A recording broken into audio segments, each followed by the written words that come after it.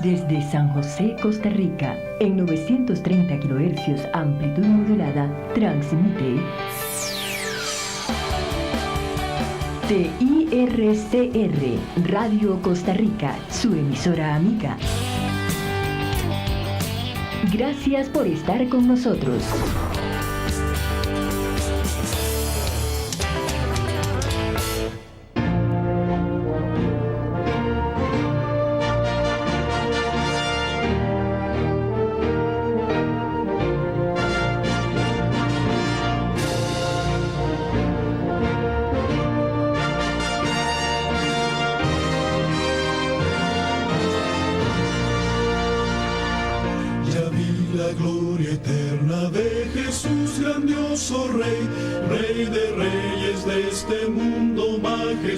Y con poder su regreso ya anuncia con señales por doquier, venciendo viene el rey. Buenos días, mi querido hermano y mi querida hermana. Estamos contentos, felices de estar otra vez pudiendo compartir palabra de Dios con cada uno de los que nos están escuchando y mirando a través de también la televisión o a través de internet.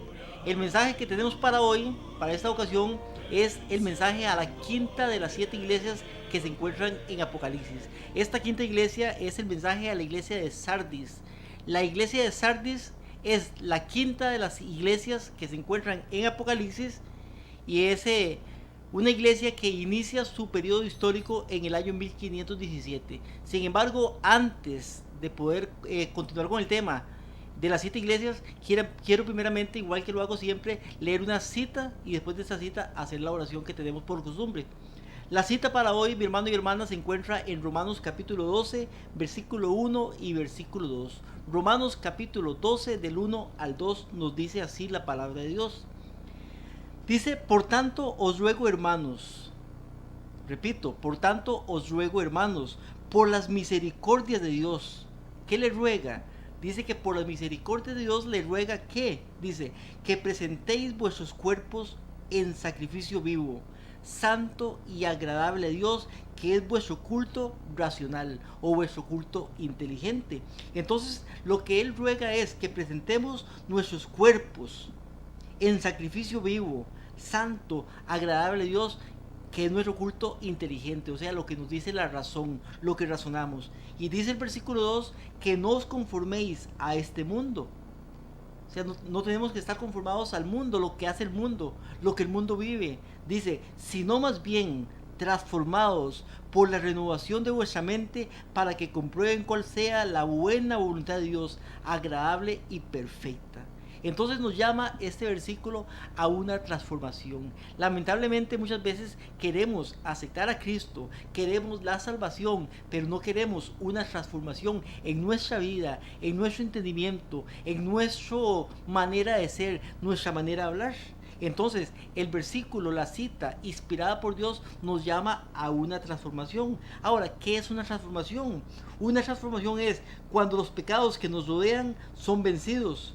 No se permiten en la mente pensamientos o malos hábitos. Los malos hábitos son eliminados del alma. Las tendencias que se han torcido en una dirección equivocada vuelven a encaminarse. Se cambian las disposiciones, los sentimientos equivocados, se reciben nuevos principios de acción y hay una nueva manera de vivir, hay un nuevo carácter en nuestra vida. Eso es, mi hermano y hermana, una transformación en nuestra vida, una renovación de nuestro entendimiento. Es el proceso de santificación en la vida de un cristiano. Con estas palabras vamos a inclinar el rostro los que puedan conmigo para poder ponernos en manos de Dios. Padre nuestro que estás en los cielos, te damos gracias una vez más porque tú permites, Señor, que estemos acá en este programa, Señor, pudiendo compartir tu palabra, Señor. Estamos hablando, estamos estudiando, estamos escudriñando el libro de Apocalipsis, Señor, un libro que es importante para la vida de las personas que viven en el tiempo del fin, en el último tiempo, o sea, el mundo hoy en día. A través de este libro, Señor, tú nos enseñas, nos capacitas, pero también, Señor, nos ubicas en la historia final. Te pedimos, Señor, que nos ayudes a poder entender que nos esforcemos, Señor, para poder estudiar y para poder analizar, para poder, Señor, comprender y poder obedecerte según lo que vamos, Señor, razonando o estudiando, Señor. Bendice cada persona que nos escucha, cada hermana, cada hermano. Y ahora, Señor, que yo voy a empezar a seguir con el estudio de las 7 iglesias, que tú puedas darme claridad para poder expresar y enseñar de una manera clara, Señor, lo que vamos a estudiar. Gracias en el nombre de Jesús. Amén. Amén. La iglesia de Sardis es la quinta de las iglesias que hemos estudiado. Ya estudiamos 4 iglesias. Hoy nos toca estudiar la iglesia de Sardis. Esperamos terminarla hoy. Pero esta iglesia también, o más bien también se le llama el periodo de la Reforma. La iglesia de la Reforma o el periodo de la Reforma, se le llama el periodo de la Reforma porque en este periodo fue el periodo de los grandes reformadores como Martín Lutero, muy importante, Felipe Melanchthon, como Ulrico Zwinglio en Suiza, como Juan Calvino, también como John Knox y muchos otros más reformadores que hubieron en ese tiempo. Esta iglesia, la iglesia de la Reforma, inicia en el año 1517. En el año 1517, Martín Lutero, un monje de la iglesia católica, este monje clava 95 de sus tesis en la abadía en Wittenberg, allá en Alemania. Con este hecho que él hizo acá en Alemania, de clavar las 95 tesis en la abadía de la catedral de la universidad en Wittenberg, ahí da inicio la era de la Reforma, o la iglesia en este caso de Sardis, y esta iglesia se extiende hasta el año 1798. En el año 1798, una fecha muy importante, termina la profecía de los 1260 días o 1260 años proféticos que nos habla Daniel capítulo 7 y versículo 25. Nos dice así la palabra de Dios en Apocalipsis capítulo 3 y versículo 1. Apocalipsis capítulo 3 y versículo 1 nos dice, hablando de la iglesia de Sardis, en este caso, dice: escribe al ángel de la iglesia en Sardis, el que tiene los 7 espíritus de Dios y las 7 estrellas, dice esto: yo conozco tus obras. Lo mismo que le dice a las otras iglesias, lo dice acá: yo conozco tus obras. Porque el que está hablando, el que está escribiendo, en este caso, el que dirige la carta, aunque Juan fue el que la escribió, pero el que inspira es Jesucristo mismo. Y él dice: yo conozco tus obras, que tienes nombre de que vives, pero estás muerto. Sé vigilante, afirma las cosas que están para morir, porque no he hallado tus obras perfectas delante de Dios. Acuérdate pues de lo que has recibido y oído, y guárdalo. Arrepiéntete, pues si no velas, vendré sobre ti como ladrón, y no sabrás a qué hora vendré sobre ti. Pero tienes unas pocas personas en Sardis que no han manchado sus vestiduras, y andarán conmigo en vestiduras blancas, porque son dignas. El que venciere, igual el que venciere. Por eso la salvación, mi hermano y hermana, se puede perder. Usted puede aceptar a Jesucristo como Señor y Salvador, pero tiene que vencer, tiene que mantenerse firme. Dice: el que venciere será vestido de vestiduras blancas, y no borraré su nombre del libro de la vida. Dice que a quién no le va a borrar el nombre del libro de la vida. Dice que al que venciere va a ser vestido de vestiduras blancas, la justicia de Jesucristo, y no borraré su nombre del libro de la vida. O sea, el nombre puede ser borrado también, pero si usted vence, su nombre no va a ser borrado. Dice: y confesaré su nombre delante de mi Padre, delante de sus ángeles. El que tiene oído, oiga lo que el Espíritu dice a las iglesias.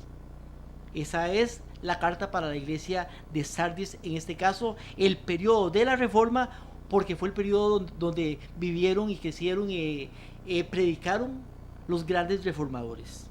La obra de la Reforma había sido aplastada. Recuerde que muchos reformadores en tiempos antes de Martín Lutero, como el mismo Juan Hus, como John Wycliffe y otros más, fueron muertos.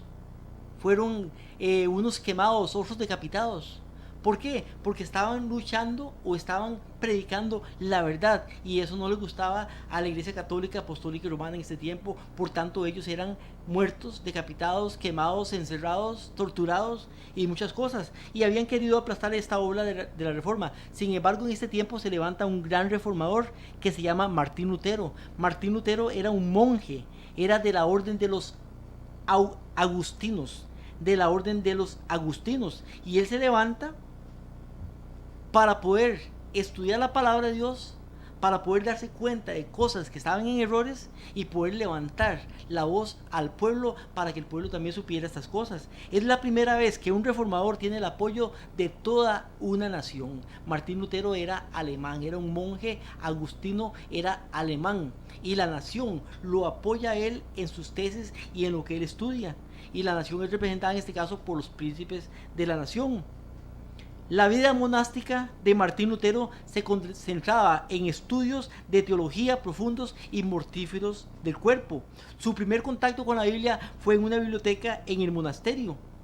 Cuando él comienza a leer este libro, esta Biblia, que nadie la podía leer en ese tiempo porque el que leía la Biblia era un hereje. Sin embargo, Martín Lutero puede leer esta Biblia, dice que él se llena de asombro, y en ese momento la hace su compañera ideal, la Biblia, y le cambia la vida completamente.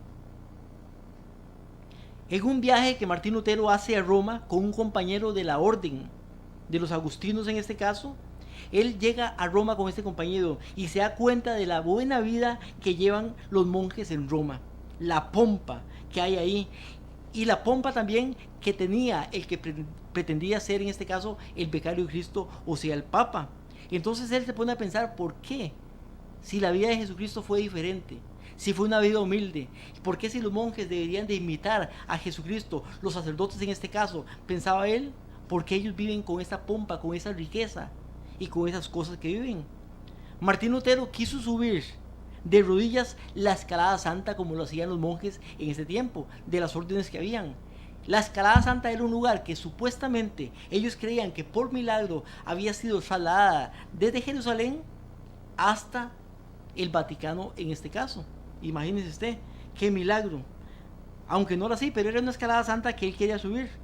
Esa escalada santa, cuando él comienza a subirla de rodillas, se acuerda y en su mente le viene la frase que dice: el justo por la fe vivirá. Cuando él trae a su mente esta frase, el justo por la fe vivirá, entonces razona y dice: si ya Cristo la subió por mí, ¿qué hago yo aquí? Y dice Martín Lutero: si debo vivir por la fe, ¿para qué ese sacrificio? Entonces Martín Lutero se levantó y comenzó a subir la escalinata esta en grandes zancadas.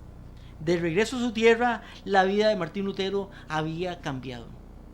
Él se doctoró en teología sagrada, se convirtió en profesor en la Universidad de Wittenberg, allá en Alemania. El conocimiento de la Biblia y la cátedra que él daba era diferente a los otros profesores que habían. Él enseñaba básicamente la Biblia, el tomo sagrado, y muchas veces se apartaba del latín para predicar también las clases en alemán. En este tiempo en que suceden esas cosas, también aparecen la venta de indulgencias.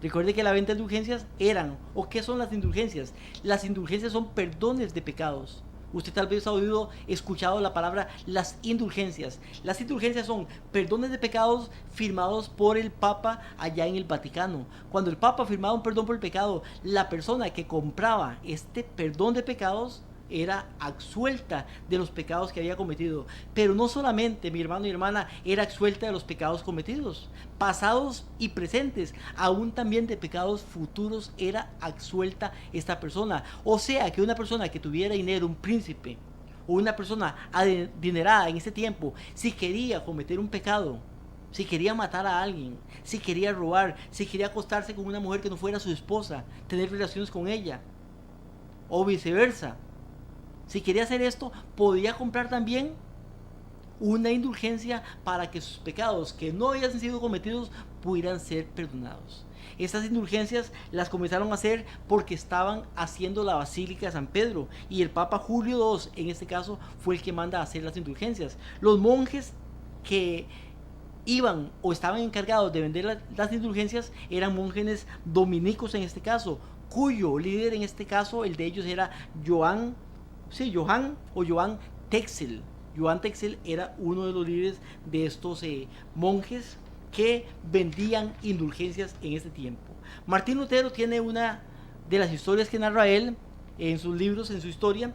Nos dice que él iba caminando aquí en Wittenberg, en Alemania, cuando se encuentra un borrachito, Cuando se encuentra el borrachito, Martín Lutero le exhorta para que él deje de tomar, para que deje este vicio, porque si no se va a ir al infierno, le dice Martín Lutero en las creencias que él tenía en ese tiempo. Si no dejas de hacer eso, te va a ir al infierno. Entonces el borrachito mete su mano en su saco, saca una carta, era una indulgencia, y le dice, ya mis pecados están perdonados, y le enseña la carta. Martín Lutero la toma y la lee. Entonces Martín Lutero se molesta al ver cómo puede engañar al pueblo de esta manera.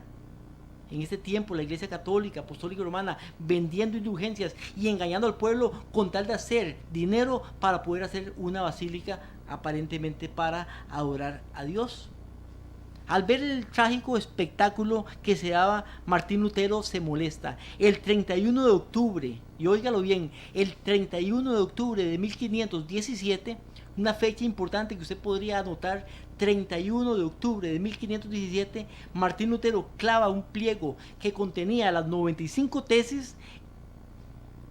en la catedral de la universidad ya en Wittenberg, en Alemania. Ahí son clavadas y ahí empieza la reforma, con esas 95 tesis que son clavadas allá en la catedral, en la Universidad de Wittenberg, allá en Alemania. Sin la autorización de Martín Lutero, sus tesis fueron traducidas en varios idiomas y fueron llevadas a Europa y por todo el continente. La fecha tradicional, 31 de octubre de 1517. Y hablando de esta fecha, si usted, mi hermano y hermana, le suma a 1517 la fecha 1517, súmele 500 años. ¿Y qué fecha le da? 1517 más 500, llegamos al 2017. ¿Y en qué fecha estamos o qué año estamos hoy en día? Estamos en el 2017. O sea que este año estamos cumpliendo 500 años de que Martín Lutero clava las 95 tesis en la abadía, en la puerta de la catedral, allá en la universidad en Wittenberg, allá en Alemania. 500 años. ¿Y sabe usted qué sucede en este año? En este año hay una reunión de la Iglesia Católica, Apostólica y Romana, con el papado como su líder, con la Iglesia Luterana o con los líderes de las iglesias luteranas, para darse la mano y poder hacer unión, pedir perdón por lo que habían hecho. O sea, en otras palabras, la protesta se acaba en este año. La protesta, ya no hay más protesta. O sea, la iglesia protestante, que se llama protestante porque era la que protestaba, ya deja de protestar. Y hoy en día usted se da cuenta cómo las iglesias luteranas, las iglesias bautistas, metodistas, evangélicas, todo tipo de iglesias han dejado de protestar y ahora somos hermanos todos. Pero la hermandad debe darse en común acuerdo con la palabra de Dios y con las doctrinas que dice la palabra de Dios. No con una iglesia que está engañando al mundo, que está predicando falsas doctrinas, que está predicando cosas que no son. Ese es el problema, cuando la gente se une en falsas doctrinas y no en puntos comunes de la palabra de Dios. Por eso en este año la protesta va a ser eliminada y se va a dar esto 500 años exactamente después. Pero el documento de las indulgencias atacaba el sistema, el documento más bien de Martín Lutero, las 95 tesis, atacaba el sistema de indulgencias y afirmaba que el Papa no tiene autoridad sobre el purgatorio, que no tiene la doctrina de los méritos de la justificación del Evangelio. Esas doctrinas más bien las 95 tesis de Lutero nos hablan sobre la corrupción de las doctrinas que habla el papado, de la redención y de la gracia. Los pilares de la reforma son 3. Los pilares de la reforma: 1, solo gracia; 2, solo fe; 3, solamente escritura. Solo gracia, ¿qué quiere decir? Que no es por méritos, sino es por Jesucristo. Solo fe, no por obras para que nadie se gloríe, sino creyendo en Jesucristo. Solo escritura. ¿Qué quiere decir solo escritura? Que no es por la tradición, como dice la Iglesia Católica, Apostólica y Romana, sino que solamente por lo que dice la Biblia, y solamente la Biblia, la palabra de Dios. En ese tiempo se levantan grandes hombres que, al igual que Lutero, comienzan a luchar contra el sistema que está en ese tiempo, el sistema católico, apostólico y romano, para poder enseñarle al pueblo la verdad de lo que dice la Biblia, la palabra de Dios. Hombres como Ulrico Zwinglio en Suiza, que fue quemado; hombres como Juan Calvino en Francia; hombres como John Snow en Escocia y muchos más se levantan en ese tiempo para poder luchar y llevar la verdad a todo el mundo en ese tiempo. El tiempo de la iglesia de Sardis, el tiempo de la reforma. En ese tiempo también se da Martín Lutero. Al escribir esas cosas se hace famoso, pero también se hace enemigo de la Iglesia Católica. Por eso lo llevan a varios juicios. Entre uno de esos juicios que llevan a Martín Lutero está la Dieta de Worms. La Dieta de Worms es un juicio muy conocido que le hacen a Martín Lutero, acá en Worms, que era un lugar que pertenecía a Alemania. De hecho, cuando él va a Worms, la dieta o el juicio se lo quieren hacer en otro lugar. Sin embargo, Federico, el elector de Sajonia, o Frederick, sería en otro idioma, Frederick logra que el emperador en este caso, que se llama Carlos V, le dé un salvoconducto y lo haga dentro de Alemania para que a él no lo maten, porque él teme por la vida de Martín Lutero. Cuando hacen esto, el 16 al 18 de abril del año 1521, en la Dieta de Worms, Martín Lutero es juzgado. Le dicen a Martín Lutero que tiene que revocar, que tiene que retractarse de lo que él ha escrito, de las 95 tesis y de varios libros que él ha escrito. Sin embargo, Martín Lutero, en lugar de retractarse, en lugar de decir que no, en lugar de decir que lo que él dice es incorrecto, más bien lo que hace es tratar de defender lo que él dice. Al final de esto, en una dieta de estas, una dieta es tremenda, porque en una dieta hay personas de gran poder. Martín Lutero podía haber estado con miedo de que lo mataran y haberse retractado como lo hubiera hecho tal vez muchas personas. Sin embargo, él se para firme a favor de la verdad. La respuesta final él la da el día 18 de abril del año 1521. Ese día él dice, vea la respuesta de Martín Lutero. Martín Lutero dice ese día, se levanta en la dieta y dice, a menos que esté convencido mediante el testimonio de los escritores o por razones evidentes, ya que no confío en el Papa ni en su concilio, debido a que ellos han errado continuamente y se han contradicho, me mantengo firme, dice Lutero, en las escrituras a las que he adoptado como mi guía.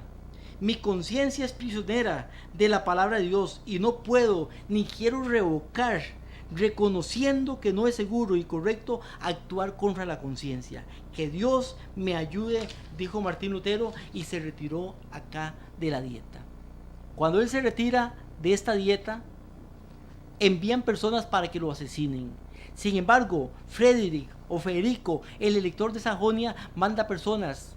Él era amigo de Lutero, manda personas para que lo rapten, para que lo secuestren y lo llevan a un castillo. El castillo se llama el castillo de Habsburgo.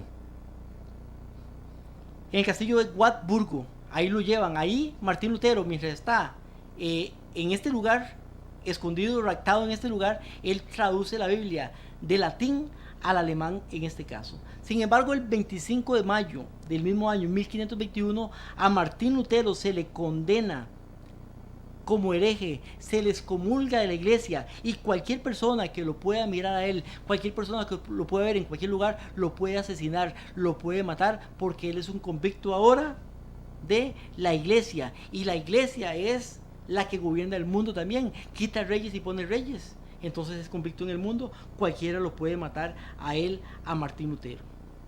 Poco tiempo después de esto, mientras Martín Lutero está en el castillo de Wartburgo, se hace en otro lugar, ahí mismo en Alemania, la Confesión de Habsburgo. La Confesión de Habsburgo es la confesión de los príncipes. Los príncipes de Alemania. Alemania estaba dirigida por príncipes. Tenía el emperador Carlos V, pero también estaba dirigida por muchos príncipes en cada estado, en cada provincia de Alemania. Felipe Melanchthon, que era otro sacerdote que estaba de la mano con Martín Lutero en sus creencias, en sus predicaciones, en lo que él había logrado saber, también hacen una confesión que se llama la Confesión de Habsburgo. En esta confesión ellos van en otra dieta delante del emperador, en este caso Carlos V, y dan la Confesión de Habsburgo, que es el primer tratado sobre libertad de conciencia, ¿qué dice esto que ellos hacen? Dice la historia y nos dice sobre esto, sobre la confesión de Hamburgo. Y dicen los príncipes se levantan porque ellos son llamados para que den su apoyo total al papado, a la Iglesia Católica Apostólica Romana. Sin embargo, ellos no lo hacen. Y sin temor se levantan y dicen: en asuntos de conciencia, lo que concierne al honor de Dios y a la salvación, a la vida eterna de nuestras almas, cada uno debe de permanecer y dar cuenta a Dios de sí mismo. Y ellos se niegan a obedecer a la Iglesia Católica Apostólica y Romana porque dicen ellos que en asuntos de conciencia y lo que concierne a Dios, cada quien debe tener su propia creencia. O sea, debe dar cuenta a Dios y solamente a Dios. Ahí, mi hermano y hermana, en el año 1521 empieza la protesta, porque los príncipes protestan contra la iglesia. En ese tiempo, la iglesia que hacía y deshacía y hacía lo que quería. Entonces ellos se levantan y protestan contra esto. El tiempo de la Reforma, el tiempo de Martín Lutero, el tiempo de Calvino, el tiempo de Snow, el tiempo de Ulrico Zwinglio y el tiempo de muchos grandes reformadores. Después de los anuncios y después del canto seguiremos con el tema, continuaremos con el tema. Primeramente recordarles, mi hermano y hermana, que somos el Remanente Adventista, un grupo de hermanos que nos unimos para poder predicar un mensaje presente, un mensaje que no se predica, que no se enseña, un mensaje que usted tiene que conocer, que usted tiene que saber y que usted tiene que estudiar, porque estamos en el tiempo del fin y en ese tiempo debemos de tomar decisiones. El Remanente Adventista CR es nuestra página en Facebook y nuestra página también en YouTube. Usted pone las palabras El Remanente Adventista CR en YouTube o en Facebook también, pero en YouTube va a poder encontrar más o casi 400 videos de predicaciones que tenemos acá y van todavía sumándose más predicaciones semana a semana. Si usted quiere aprender, mi hermano y hermana, solamente tiene que poner El Remanente Adventista CR y comenzar a escuchar, a oír, a estudiar esos temas para que pueda estar al día con lo que está sucediendo, que después no diga que nadie me contó. Somos el Remanente Adventista CR, estamos en Radio Costa Rica. Radio Costa Rica estamos nuestros programas de lunes a viernes de 8 de la mañana a 9 de la mañana. Radio Costa Rica se encuentra en la frecuencia de 930 AM. 930 AM de lunes a viernes de 8 de la mañana a 9 de la mañana. También nuestros programas están en Canal 19. Canal 19 estamos de lunes a domingo, pero en este caso de 7 de la noche a 10 de la noche. 3 horas de transmisión de lunes a domingo de 7 a 10 de la noche. Canal 19. Recuerde que Canal 19 a veces, según el lugar donde usted viva, se transmite en otros lugares, en otros canales más bien.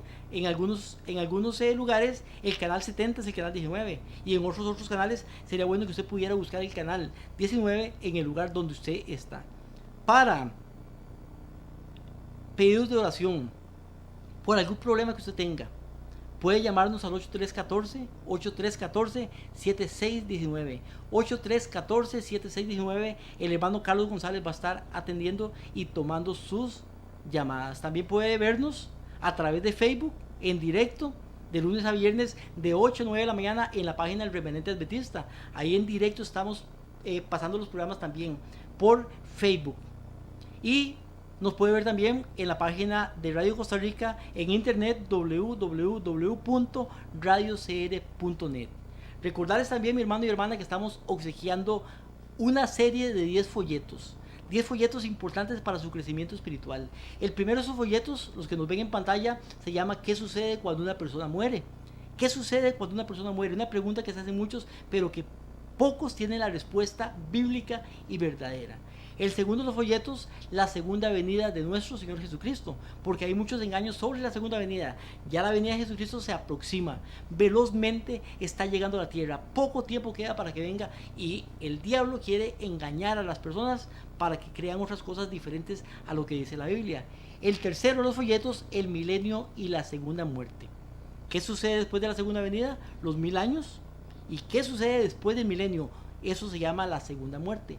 El cuarto de los folletos, el verdadero infierno, una doctrina predicada, enseñada por la Iglesia Católica Apostólica Romana en el tiempo de la Iglesia Sardis y en el tiempo anterior todavía, que ahora mucha gente cree Y la mayoría de iglesias evangélicas, protestantes o que protestaban antes, también creen. Pero aquí vemos lo que es realmente el verdadero infierno, lo que dice la Biblia.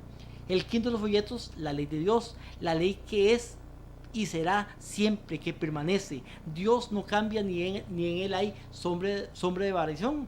La ley de Dios todavía permanece. Sin embargo, muchos dicen que la ley de Dios fue abolida. La ley de Dios, el quinto de los folletos. El sexto de los folletos, que tiene que ver con la ley de Dios, el sábado en la Biblia. ¿Cuál es el día del Señor? ¿Cuál es el verdadero día del Señor? ¿Es el domingo o es el sábado? El domingo, un día que puso el hombre, que puso la Iglesia Católica, o el sábado, el día que dice la Biblia en todo lugar, en el Antiguo y en el Nuevo Testamento. ¿Cuál es el día del Señor? Aquí usted en este folleto va a poder ver las citas bíblicas que refuerzan esto que estamos hablando y predicando. El séptimo de los folletos, el sueño del rey Nabucodonosor. Importante este séptimo folleto porque usted puede ver la historia humana desde el tiempo de Nabucodonosor hasta el tiempo del fin. El octavo de los folletos, las cuatro bestias de Daniel capítulo 7, importante, la misma historia de Nabucodonosor en la estatua, pero aquí le agrega algo más en el noveno de los folletos, que se llama ¿quién es el cuerno pequeño? Importante este tema, ¿quién es el cuerno pequeño? Usted, mi hermano y hermana, debería estudiarlo, no puede perderse este tema del cuerno pequeño. De hecho, está grabado en uno de los videos, ahí usted puede poner Will Chavarría y poner cuerno pequeño, ahí va a aparecer, pero en este folleto está descrito con todas las citas. Y el último folletos, el décimo, el juicio investigador. Importante, porque en estos momentos en el cielo está ocurriendo algo. Antes de que Jesucristo venga en las nubes del cielo, en la segunda venida, ya las personas están enjuiciadas, sea para bien o sea para mal. Ese juicio se está dando hoy en el cielo. En este folleto explicamos esto que está sucediendo, que se llama el juicio investigador, donde Jesucristo es nuestro sumo sacerdote. Después del canto, proseguimos con el tema.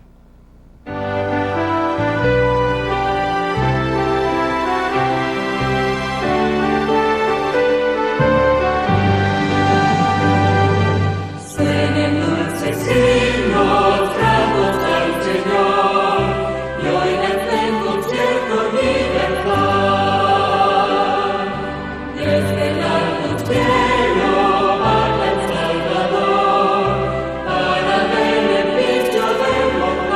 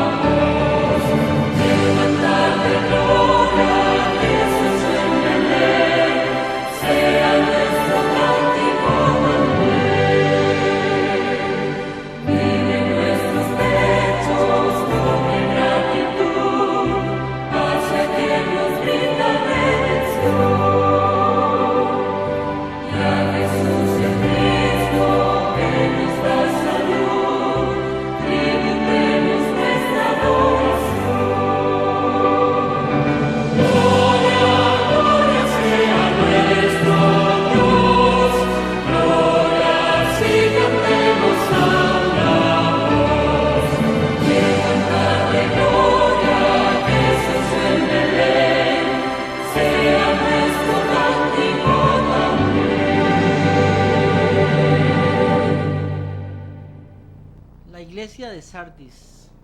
Entre las 95 tesis que Martín Lutero escribió en la puerta en la catedral de la abadía, ya en la universidad en Wittenberg, Alemania, muchas veces nos acordamos, o más que todo nos acordamos, lo que siempre decimos es la justificación por la fe. Sin embargo, no era solamente una tesis, sino que eran 95 tesis. Entre ellas también hay otras muy importantes, como el sacerdocio de todos los creyentes, donde todos los creyentes son sacerdotes también. Aquí tengo las 95 tesis en mi mano, que las imprimí en el día de ayer, en estos días. En la número 6 dice: el Papa no puede remitir culpa alguna, pone Martín Lutero. En ese tiempo, cuando el Papa tenía todo el poder absoluto y podía poner reyes, quitar reyes, y podía declarar que una persona fuera asesinada, que fuera muerta, sin embargo Martín Lutero valientemente escribe estas cosas. Y entre una de ellas, la número 6 en este caso, dice: el Papa no puede remitir culpa alguna. Cuando la Iglesia Católica decía que el Papa podía hacer lo que quisiera hacer, y podía aún castigar a los ángeles si él quería. Eso lo leímos la semana pasada. La número 8 dice: los cánones penitenciales han sido impuestos únicamente a los vivientes, y nada debe ser impuesto a los moribundos, basándose en los cánones.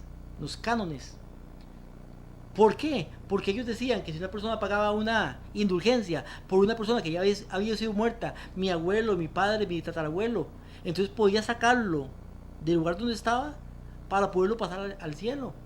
Sin embargo, Martín Lutero niega esta falsa doctrina.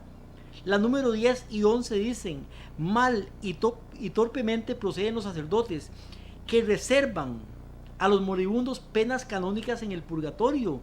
Esta cizaña, dice Martín Lutero, cual la de transformar la pena canónica en pena para el purgatorio, parece por cierto haber sido sembrada mientras los obispos dormían. O sea que dice que los obispos se durmieron y por eso entró la cizaña, estas falsas doctrinas dentro de la iglesia. La 21 dice: en consecuencia hierran a aquellos predicadores de indulgencias. Dice: hierran los predicadores de indulgencias, que afirman que el hombre es absuelto a la vez que es salvo de toda pena. Es absuelto y salvo de toda pena a causa de las indulgencias del Papa. Primeramente es condenado porque peca, pero después, comprando una indulgencia, esté muerto, esté vivo, y ahora es salvo. Se contradicen también. La número 33 nos dice: hemos de cuidarnos muchos de aquellos que afirman que las indulgencias del Papa son de inestimable don divino, por el cual el hombre es reconciliado con Dios. Hemos de cuidarnos de esta gente, dice Martín Lutero. No les crean a esta gente. La número 35 dice: predican una doctrina anticristiana aquellos que enseñan que no es necesaria la contrición, la humillación para los que rescatan las almas a confesionario. O sea, dicen que no es necesaria la contrición, solamente usted va y se confiesa y ya sus pecados son perdonados, o compra una indulgencia y ya sus pecados son perdonados, aún pecados futuros.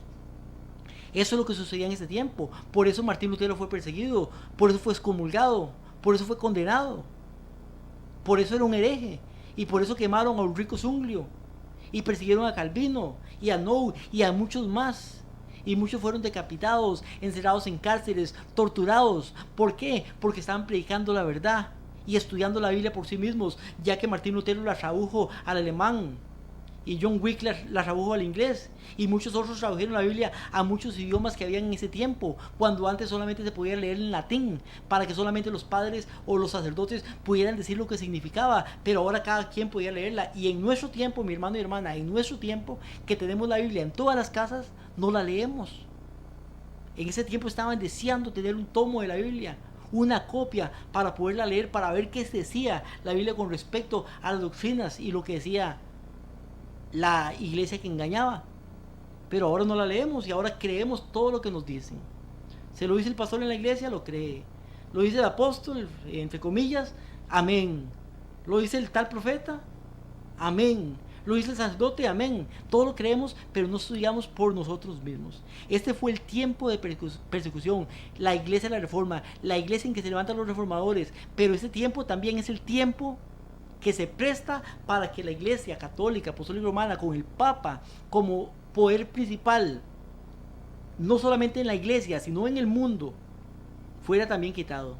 En este tiempo, para poder pelear contra esos reformadores, se levanta también una orden, se llama la Orden de los Jesuitas o la Sociedad de los Jesuitas. Realmente se llama la Compañía de Jesús, que hoy se conoce como jesuitas. Por eso ahora dijimos de 1517, 500 años más, llegamos al año 2017, nuestro año, donde se va a quitar la protesta.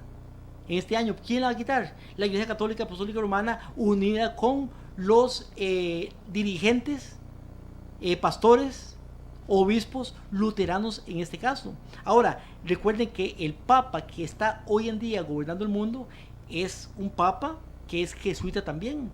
Eso no es ningún secreto para nadie. Todos sabemos que es jesuita. Jorge Mario Bergoglio, el Papa Francisco, es jesuita. Ahora, mucha gente cuando oye los jesuitas dice, ¿de dónde viene esto? Los jesuitas fueron una orden que se levantó para poder pelear, para poder luchar contra los que se oponían al papado en este caso. Los jesuitas tienen que ver con la historia, una historia negra, una historia de asesinatos, una historia de lucha de poderes. Esta fue fundada por Ignacio de Loyola en el año 1540. Lutero pega las 95 tesis año 1517. Solamente unos pocos años después, 1540, es fundada la Orden Religiosa Católica, la Compañía de Jesús, por Ignacio de Loyola y aprobada por el Papa Pablo III en este caso. Ahora llegamos al tiempo de hoy en día, cuando el primer papa jesuita llega a asumir el poder de la Iglesia Católica. Nunca en la historia ha habido un papa jesuita. Ahora, recuerde que a veces hemos escuchado la frase del Papa Negro. Y se dice que en la Iglesia Católica hay un papa y está el Papa Negro, o sea, hay dos papas. El Papa Negro es el general de las huestes o de la Sociedad de Jesús, de los jesuitas. Ahora tenemos un papa, pero también es jesuita este papa. Ahora es interesante, porque si usted lee la historia y se da cuenta, muchos asesinatos de personas que estuvieron contra la iglesia, en este caso, tuvieron que ver por parte de los jesuitas, como el asesinato de Abraham Lincoln, de John F. Kennedy, el mismo hundimiento del Titanic, los desfalcos bancarios y asesinatos de otros tipos de personas tuvieron que ver con los jesuitas. Es importante porque quiero leer, es un poquito, no largo, pero sí un poquito largo, pero los jesuitas cuando se unen, cuando toman la decisión de hacerse jesuitas, ellos tienen un juramento de iniciación jesuita. El juramento que ellos hacen es tremendo. Y quiero que usted lo escuche con sus propios oídos, que le ponga atención para que vea el juramento que hacen los jesuitas. Este juramento también lo hizo el Papa actual, porque él es jesuita. Y vea lo que dice el juramento. Dice, yo, y dice el nombre, yo tal. Ahora, frente al Todopoderoso, recordar que estoy leyendo el juramento que hacen los jesuitas en el rito de iniciación. Y dicen, yo, tal persona, ahora frente al Todopoderoso, la Virgen bendita María, el bendito San Juan Bautista, los santos apóstoles, mi padre fantasmal, el general superior de la Sociedad de Jesús, fundada por Ignacio de Loyola en el pontificado de Pablo III y continuando hasta el presente,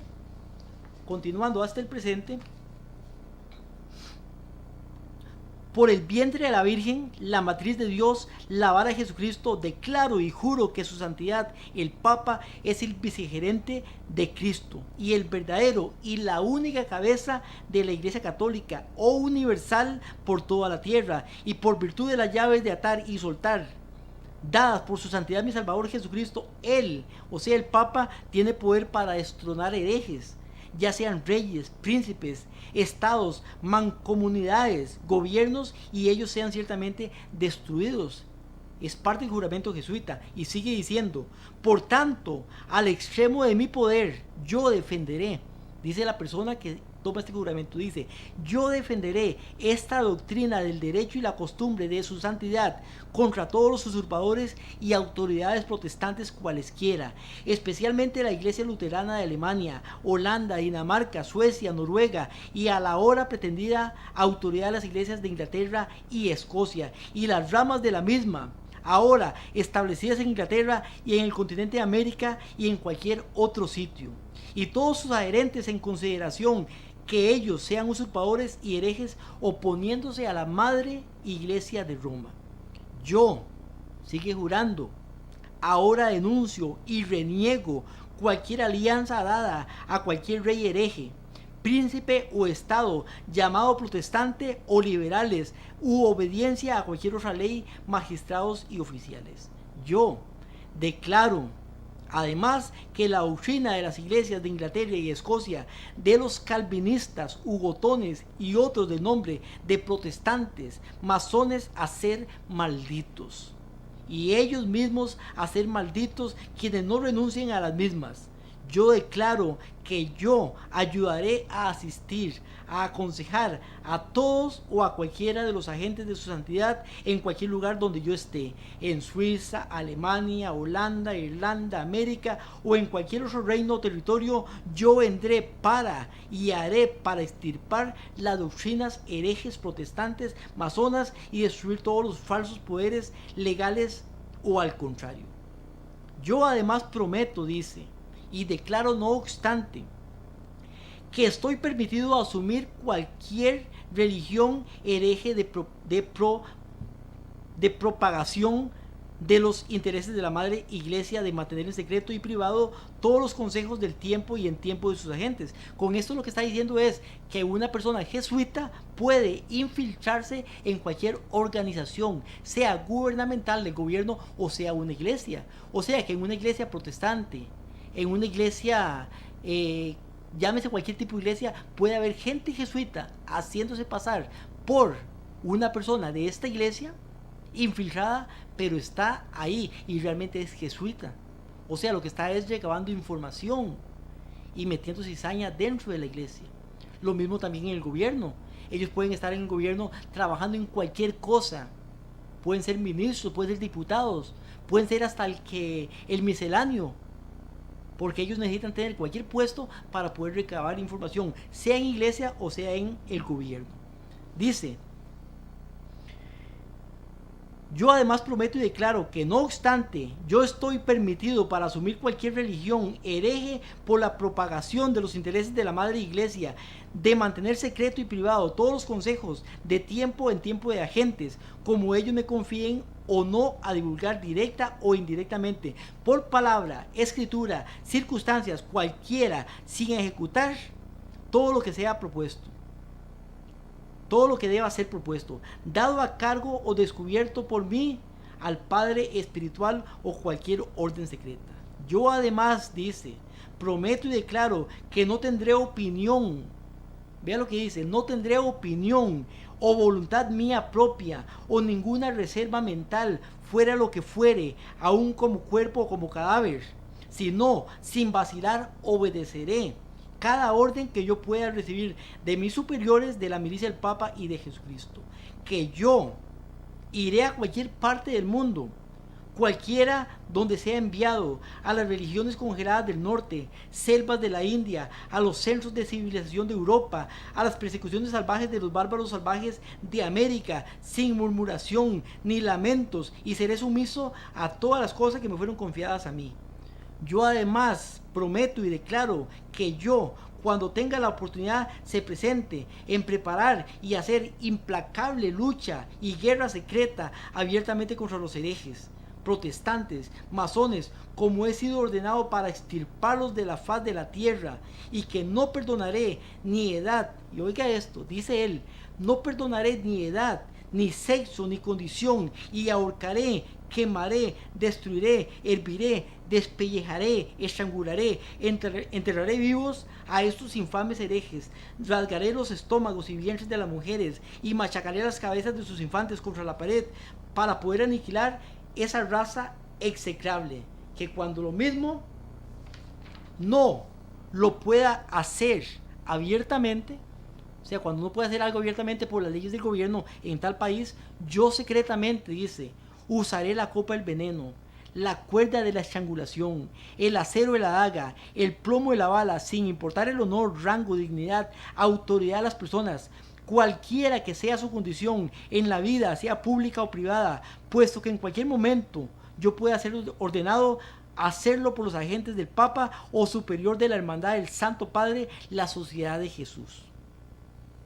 En confirmación de lo cual yo por la presente dedico mi vida, mi alma, a todos los poderes corporales, y con la daga, la cual ahora recibo, yo suscribiré mi nombre escrito con mi sangre, como testimonio del cual, si soy probado falso o débil en mi determinación, y que mis hermanos y compañeros soldados de milicia corten mis manos y mis pies y garganta de oreja a oreja y mi panza abierta, y azufre queme dentro de todo el castigo que pueda ser infligido sobre mí en esta tierra, y mi alma sea atormentada por demonios en el infierno eterno y para siempre.